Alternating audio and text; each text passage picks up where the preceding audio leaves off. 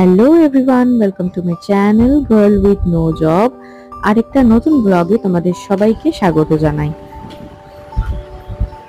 সকালটা ঠিক এইভাবে শুরু হলো, ওদের আদর, ভালোবাসা, খুনসুটিপনা দেখে। আশা করি আজকের দিনটাও আমার ভালো যাবে। চলো তোমরা দেখতে থাকো ব্লগটা। বাবা আর দাদা দুজনের কাছ থেকেই তাতাই সোনা আদর পেয়ে তো সকালে খুব খুশি। সে তো আদর খেয়ে আবার নিচে গেল আম্মার কাছে একতরফা আদর খেতে। আর আমি এই সুযোগেই সব জিনিসপত্রগুলো গুছিয়ে নিচ্ছি। দেখো, ঠিক প্রতিদিনের মতোই এই রুটিনটা যেন কিছুতেই জীবন থেকে বাদ যায় না। বিছানা গোছানো, আবার ঘর ঝাড় দেওয়া, ঘর মোছা, খাবার বানানো, সবই যেন আমাদের জীবনের একটা নিত্যদিনের রুটিন হয়ে দাঁড়িয়েছে। এগুলো বাদ দিয়ে কিন্তু আমাদের রোজ রোজ আর নতুন ভাবে কিছু করার থাকে না। তবু আমি চেষ্টা করি নতুন নতুন ভাবে তোমাদের সাথে আমার দিনগুলো কেমন কাটছে সেটা শেয়ার করার। আর আমার মনে হয় তোমরাও হয়তো এগুলো দেখতে পছন্দ করো। একঘেয়ে হলেও আমার কোথাও কেন জানি না মনে হয় তোমরাও হয়তো আমার এই চ্যানেলটিকে তোমাদের নিজের চ্যানেল হিসেবে বেছে নিয়েছো। তাই জন্যই এত ভালোবাসা পাচ্ছি। এইভাবেই সাথে থেকো, আমার পাশে থেকো। সারাদিনে তো আর কাজবাজের অভাব থাকে না, তাই এই যে তোমাদের খোলা আকাশটাও একটু দেখাই। ছাদে যখন আসি খোলা আকাশ দেখে আমারও যেমন ভালো লাগে, নিশ্চয়ই তোমাদেরও ভালো লাগে। অতটা খটখটে রোদ, তারপরে তোমরা যে পরিস্থিতিটা দেখবে, দেখতে থাকো। এটা না হয় সাসপেন্স থাক। জামা কাপড়গুলো মিলে আসলাম। আজকে খুব একটা বেশি জামা কাপড় ছিল না, ওই ডেইলি যেরকম জমে সেরকম জমেছিল। এরপরে পুজোটা শুরু করি। অনেকদিন পরে ঠাকুর ঘর তোমরা দেখতে পেলে। ঠাকুর ঘরে অনেকদিন পরে আমি নিজেই পুজো করতে এলাম। শিবাও হয়তো সেদিন বলছিল, বাবা যাক, এতদিনে আমার কথা মনে পড়লো। পুজোটা সেরেই নিচে বোধহয় মাম্মাকে আনতে গেছিলাম। ও বাবা, গিয়ে দেখছি কি জোরে বৃষ্টি পড়ছে। তারপর দৌড়াতে দৌড়াতে গেলাম ছাদে। এই যে দেখো আমার এই অবস্থা। আমি হয়তো তখন প্রায় অর্ধেক ভিজেই গেছি, তোমরা দেখতেই পাবে। সকালে দেখালাম না তোমাদের যে কিরকম খটখটে রোদ ছিল। এখন দেখো হঠাৎ করে এত জোরে বৃষ্টি ঝমঝমিয়ে, তাও টের পেতাম না। ঘরে তো দরজা জানালা সবই বন্ধ, এসি চালানো ছিল।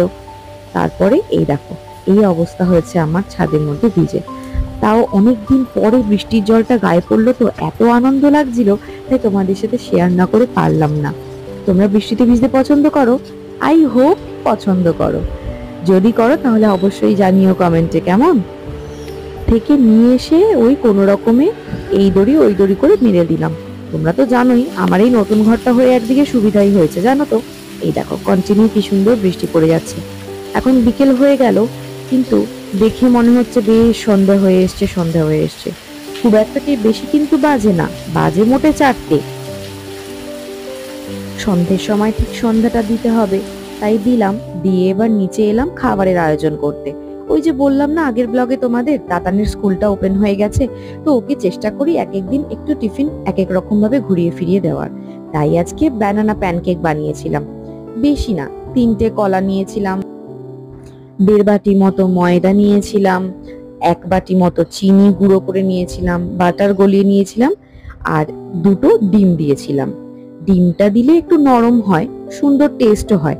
ও হ্যাঁ, একটু ভ্যানিলা এসেন্স দিয়েছিলাম। আর কিভাবে বানিয়েছিলাম পুরো ব্লগটা যদি দেখতে হয়, শুধুমাত্র ব্যানানা প্যানকেকের একটা রেসিপির ব্লগ আমি তোমাদের জন্য আমার চ্যানেলে আপলোড করেছি।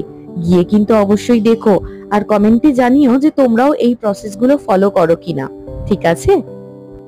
আমাদের বাড়িতে ব্যানানা প্যানকেক খেতে প্রায় সবাই খুব পছন্দ করে, তাই যাতে মোটামুটি সবার ভাগে 3-4টে করে পড়ে সেটার ব্যবস্থাই করেছিলাম।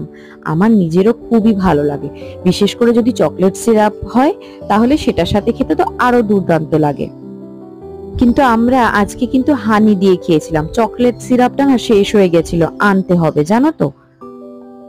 আচ্ছা, তোমাদেরকে আরেকটা প্রশ্ন করার আছে, জানো তো, এই ব্যানানা প্যানকেক, চাউমিন, ম্যাগি, তারপর ধরো এই স্যান্ডউইচ, এই কুচখাট জিনিসগুলো বাদ দিয়ে আর কি এমন টিফিন আছে গো বাচ্চাদের দেওয়া যায়?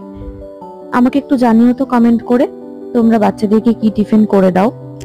আচ্ছা, ফাইনালি কিন্তু এতগুলো ব্যানানা প্যানকেক হয়েছিল আর দেখতে এরকম হয়েছিল। আচ্ছা চলো, আজকে আবার টাটা। দেখা হবে নেক্সট ভিডিওতে। ততক্ষণের জন্য কিন্তু অবশ্যই চ্যানেলটাকে সাবস্ক্রাইব করে নিও। আর ভিডিওটা ভালো লাগলে লাইক করো, শেয়ার করো, কমেন্ট করো। টাটা।